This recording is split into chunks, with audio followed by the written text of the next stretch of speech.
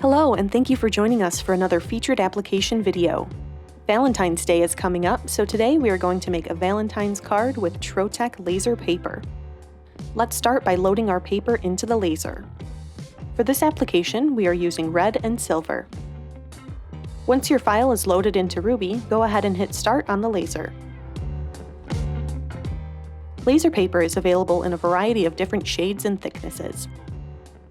The paper is especially suitable for laser processing because it is non-fading and easily folds and bends to create shapes. Cutting the paper with a laser allows for filigree patterns and fine details to be created without any burn marks. Once the laser finishes, go ahead and remove the paper. For assembly, you will need some double-sided tape. Apply the tape to the sides of the silver paper and adhere it to the inside front of the card.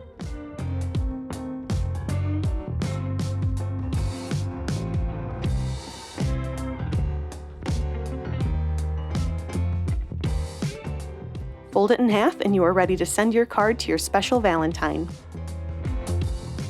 Thanks for watching! Be sure to like and subscribe for more videos and leave any questions in the comments below. See you next time!